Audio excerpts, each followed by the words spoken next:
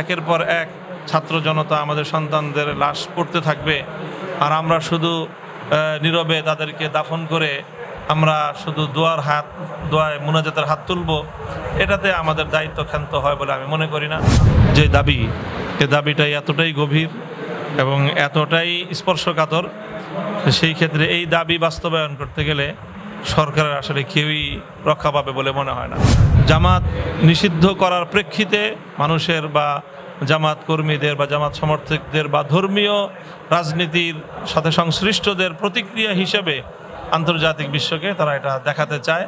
এরকম একটি রাজনৈতিক কৌশল থেকেই সরকার এই পদক্ষেপটি নিয়েছে বলে আমরা মনে করি।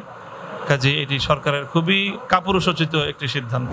তাহলে এটি সরকারের উপরে আরও বড় অভিযোগ, তাহলে তারা দেশের সার্বভৌমত্ব রক্ষা করার ক্ষেত্রেও সরকার ব্যর্থ, এবং দেশের অভ্যন্তরে ঢুকে এভাবে আমার দেশের নাগরিককে তৃতীয় পক্ষ হত্যা করবে, আর সরকার সেটাকে শুধুমাত্র অভিযোগ দিয়েই তাদের দায়িত্ব ক্ষান্ত করবে, তাহলে প্রশ্ন আসবে তাহলে সরকার কি কারণে থাকবে? তাহলে ইনসাফের মুখোমুখিতে এবারে আমাদের অতিথি বাংলাদেশ খেলাফত মজলিসের মহাসচিব মাওলানা মামুনুল হক। মোহতারাম, আপনাকে অনেক ধন্যবাদ ইনসাফের মুখোমুখি অনুষ্ঠানে সময় দেওয়ার জন্য। আমাদের প্রথম প্রশ্ন, চলমান কোটা সংস্কার আন্দোলনে সরকারের বিরুদ্ধে অতিরিক্ত বল প্রয়োগের অভিযোগ উঠছে, বিষয়টিকে আপনি কিভাবে দেখেন? যে এইভাবে নিরীহ ছাত্র জনতার উপর এই ধরনের বল প্রয়োগ, এটা কোনোভাবেই একটি স্বাধীন দেশের একটি আত্মসম্মান বোধ সম্পন্ন জাতির জন্য কোনোভাবেই সমীচীন মনে করি না, এবং এটাকে রাষ্ট্রের জন্য যেমন ক্ষতিকর মনে করি, সরকার হিসাবে সরকারের জন্য আত্মঘাতী সিদ্ধান্ত এবং কার্যক্রম হিসেবে আমি বিবেচনা করি। এবং ইতিমধ্যে এটা যে তাদের জন্য কতটা আত্মঘাতী তা প্রমাণিত। আজকে সরকারের এই মাত্রাতিরিক্ত অযৌক্তিক এই বল প্রয়োগের কারণেই দেশের সকল পেশার মানুষজন নির্বিশেষে ছাত্র জনতার পক্ষে, সরকারের বিপক্ষে তারা সক্রিয়ভাবে মাঠে নেমে এসেছে, যেটা কোনোভাবেই সমীচীন মনে করি না, আপত্তিকর এবং নিন্দনীয় একটা পদক্ষেপ বলেই মনে করি। আমরা জেনেছি যে ছাত্রদের 9 দফা দাবি ছিল, তো ছাত্রদের এই 9 দফার দাবি আন্দোলনকে এখন অনেকে 1 দফার আন্দোলন মনে করেছে, তো আপনারা কি মনে করছেন বিষয়টি? আমাদের কাছেও বিষয়টা অনেকটা এমনই মনে হচ্ছে, যদিও আমরা এই মুহূর্তেই মানে 1 দফার কোনো বিষয়কে আমরা আনুষ্ঠানিকভাবে ঘোষণা করছি না, তবে অবস্থা দৃষ্টে সেটাই মনে হচ্ছে, যেহেতু মূল প্রধান যেই বিষয়টি ছাত্র জনতার সামনে নিয়ে এসেছে সেটা হলো এই যে প্রাণহানি, এই প্রাণহানির সাথে সংশ্লিষ্ট যেই ব্যক্তিবর্গ তাদেরকে দ্রুত বিচারের আওতায় আনা, এই যে দাবি, এ দাবিটাই এতটাই গভীর এবং এতটাই স্পর্শকাতর, সেই ক্ষেত্রে এই দাবি বাস্তবায়ন করতে গেলে সরকারের আসলে কেউই রক্ষা পাবে বলে মনে হয় না। সেক্ষেত্রে আসলে এই দাবির অর্থই হলো যে অনেকটাই 1 দফা। তো আমরা দেখেছি এই সংকটময় মুহূর্তে সরকারের নির্বাহী আদেশে জামায়াত ইসলামীকে নিষিদ্ধ করার বিষয়টি কতটা যৌক্তিক, এবং এই ধারাবাহিকতা যদি চলে তাহলে অন্যান্য রাজনৈতিক দলগুলোকে নিষিদ্ধ করার যে পথ কি সুগম হলো কিনা? এটা অবশ্যই বিষয়টা এমনই, ইসলামিক ধর্মভিত্তিক রাজনীতির যে সুযোগ আমাদের দেশে এখনো বলবৎ রয়েছে, এটাকে সাংবিধানিকভাবে বিভিন্নভাবে এটাকে সংকুচিত এমনকি নিষিদ্ধ করার প্রেক্ষাপট তৈরি করার জন্য এটা একটা প্রাথমিক পদক্ষেপ হিসাবে এটা কাজ করবে। তো আমরা মনে করি যে এই সময়ে সরকারের এই সিদ্ধান্তটা মূলত সাম্প্রতিক এই যে কোটা আন্দোলন, সাধারণ ছাত্র জনতার আন্দোলন এবং দেশবাসীর দলমত নির্বিশেষে সকল মত এবং পথের মানুষের যে স্বতঃস্ফূর্ত সমর্থন এবং অংশগ্রহণ এই আন্দোলনের সাথে, সেই দিক থেকে মিডিয়া এবং আন্তর্জাতিক বিশ্বের দৃষ্টি ভিন্ন দিকে ফেরানোর জন্যই সরকারের এটি একটি রাজনৈতিক কৌশল, যে তারা এই আন্দোলনটাকে জামাত নিষিদ্ধ করার প্রেক্ষিতে মানুষের বা জামাত কর্মীদের বা জামাত সমর্থকদের বা ধর্মীয় রাজনীতির সাথে সংশ্লিষ্টদের প্রতিক্রিয়া হিসেবে আন্তর্জাতিক বিশ্বকে তারা এটা দেখাতে চায়। এরকম একটি রাজনৈতিক কৌশল থেকেই সরকার এই পদক্ষেপটি নিয়েছে বলে আমরা মনে করি।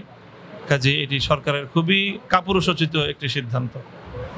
তো আমরা দেখেছি বা আন্দোলনকারীদের উপরে যে হামলা হয়েছে এটা পুলিশ, বিভিন্ন সংবাদ মাধ্যমে আমরা দেখেছি পুলিশ করেছে, তো তারপরেও তারা বলেছে যে বাইরের কেউ এই হামলার সাথে সম্পৃক্ত। তা আপনারা কি মনে করেন? পুলিশ এবং আইন শৃঙ্খলা রক্ষাকারী বাহিনীর এবং সাথে সাথে সরকার দলীয় সংগঠনের নেতাকর্মীদের আক্রমণেই যে প্রধানত এখানে আন্দোলনকারীরা ছাত্র জনতা তারা যে হতাহত হয়েছে এটা দিবালোকের মতো পরিষ্কার। অসংখ্য অগণিত তার স্থির চিত্র, ভিডিও চিত্র গণমাধ্যম, সামাজিক যোগাযোগ মাধ্যম এবং আন্তর্জাতিক গণমাধ্যমে এটা ব্যাপকভাবে প্রচারিত হয়েছে। এছাড়া সরকার যে কথা বলতে চাচ্ছে যে তৃতীয় কোনো পক্ষ যদি এমন কেউ থেকে থাকে, এখনো পর্যন্ত কি সরকার বা সরকারি কোনো আইন শৃঙ্খলা রক্ষাকারী বাহিনী কোনো বিশেষ ব্যক্তিকে বা এর জন্য গ্রহণযোগ্য কোনো প্রমাণকে তারা উপস্থাপন করতে পেরেছে? এখনো পর্যন্ত কোনো প্রমাণ তারা সামনে আনেনি। কোনো বিশেষ ব্যক্তিকে, কোনো বিশেষ মহলকে তারা প্রামাণিকভাবে এখানে অভিযুক্ত করার মতো কোনো প্রমাণ সরকার এ পর্যন্ত উপস্থাপন করতে পারেনি। সেই ঢালাও গদবাঁধা এক যে বিএনপি জামাত বিরোধী দলের ষড়যন্ত্র, বিএনপি জামাতের ষড়যন্ত্র, সেই তাদের গতানুগতিক একই গান তারা গেয়ে যাচ্ছে। কাজে এইভাবে এই বক্তব্যটি কোনোভাবেই সমর্থনযোগ্য না। আর যদি থেকেও থাকে তাহলে সেটাকেও চিহ্নিত করা এবং সেটাকে জাতির সামনে, বিশ্বের সামনে প্রমাণ করা সরকারের দায়িত্ব। যদি তারা এই অভিযোগ করতে থাকে আর যদি প্রমাণ করতে না পারে তাহলে এটি সরকারের উপরে আরও বড় অভিযোগ। তাহলে তারা দেশের সার্বভৌমত্ব রক্ষা করার ক্ষেত্রেও সরকার ব্যর্থ এবং দেশের অভ্যন্তরে ঢুকে এভাবে আমার দেশের নাগরিককে তৃতীয় পক্ষ হত্যা করবে আর সরকার সেটাকে শুধুমাত্র অভিযোগ দিয়েই তাদের দায়িত্ব ক্ষান্ত করবে, তাহলে প্রশ্ন আসবে তাহলে সরকার কি কারণে থাকবে? তাহলে কোন যৌক্তিকতায় সরকার তার নিজের জায়গায় অবস্থান করার কোনো সুযোগ বা অধিকার কিভাবে থাকে তাহলে তাদের? আরেকটি প্রশ্ন করতে যাচ্ছি, যেটা আজকে প্রধানমন্ত্রী বলেছেন যে ছাত্রদের সাথে আমি বসতে চাই, তো তিনি ছাত্রদের সাথে বসতে চাচ্ছে, এই বিষয়টিকে আপনি কিভাবে দেখছেন? ছাত্রদের সাথে বা যে কোনো পক্ষের সাথে বসতে যাওয়াটা এটাকে ইতিবাচক হিসেবেই দেখতে হবে। বাকি যে আসলে আন্দোলন এখন এমন একটা পর্যায়ে চলে গেছে, দাবি দাওয়াটা আমি মনে করি যে পানি অনেক দূর গড়িয়ে গেছে, সময় অনেকটাই সেই জায়গাটাকে অতিক্রম করে চলে এসেছে। এরপরেও যদি সরকার প্রধান আলোচনার মাধ্যমে, আমি মনে করি যে শুধুমাত্র ছাত্রদের সাথে একটি আলোচনার মাধ্যমেই এই বিষয়টির সমাধান করতে পারবে বলে আমার কাছে মনে হয় না। বরং এখানে ছাত্রদের সাথে এখন গোটা দেশের সকল পেশা এবং নাগরিকদের যে এখানে সংশ্লিষ্টতা হয়ে গেছে, কাজেই জাতীয় ঐক্যমত্য ছাড়া সরকার এই পরিস্থিতি থেকে বের হয়ে আসতে পারবে বলে আমি মনে করি না। মানে গতকালকে আপনি একটা প্রোগ্রামে বলেছিলেন যে আমাদের ভাইদের বা ছাত্রদের কোনো লাশ পড়লে আমরা গোরস্থানে নয়, আমরা রাজপথে যেতে চাই। তো এর দ্বারা আপনি কি বোঝাতে চেয়েছেন? আমরা বোঝাতে চেয়েছি যে জাতি আমাদের কাছ থেকে কি প্রত্যাশা করে, আলেম সমাজের কাছ থেকে এবং আলেম সমাজের অভিভাবক সংগঠন হিসেবে হেফাজতে ইসলামের কাছ থেকে এবং দেশের মুরব্বী হিসেবে আমিরে হেফাজতের কাছ থেকে এটা আমাদের জাতির প্রত্যাশা যে এভাবে শুধু একের পর এক ছাত্র জনতা আমাদের সন্তানদের লাশ পড়তে থাকবে আর আমরা শুধু নীরবে তাদেরকে দাফন করে আমরা শুধু দোয়ায় মুনাজাতের হাত তুলব, এটাতে আমাদের দায়িত্ব ক্ষান্ত হয় বলে আমি মনে করি না।